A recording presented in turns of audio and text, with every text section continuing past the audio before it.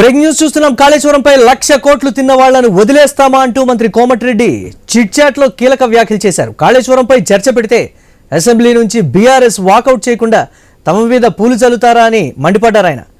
కేసీఆర్ అసెంబ్లీకి రాకపోతే తప్పు చేసినట్లేనని, కాళేశ్వరం విషయంతో తప్పైతే తప్పని ఒప్పుకోవాలన్నారు. కేసీఆర్ అసెంబ్లీకి వస్తాడని అనుకుంటున్నాం, రావాలని కోమటిరెడ్డి అన్నారు.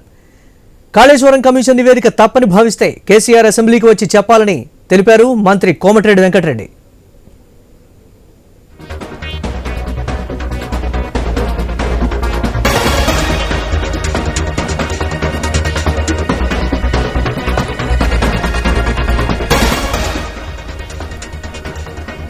బ్రేక్ న్యూస్ చూస్తున్నాం. కాళేశ్వరంపై 1,00,000 కోట్లు తిన్న వాళ్లను వదిలేస్తామా అంటూ మంత్రి కోమటిరెడ్డి చిట్ చాట్ లో కీలక వ్యాఖ్యలు చేసినటువంటి బిగ్ బ్రేక్ న్యూస్ చూస్తున్నాం. కాళేశ్వరంపై చర్చ పెడితే అసెంబ్లీ నుంచి బీఆర్ఎస్ వాకౌట్ చేయకుండా తమ మీద పూలు చల్లుతారా అని మండిపడ్డారు ఆయన.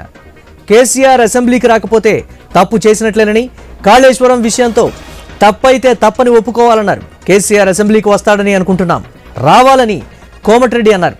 కాళేశ్వరం కమిషన్ నివేదిక తప్పని భావిస్తే కేసీఆర్ అసెంబ్లీకి వచ్చి చెప్పాలని తెలిపారు మంత్రి కోమటిరెడ్డి వెంకటరెడ్డి.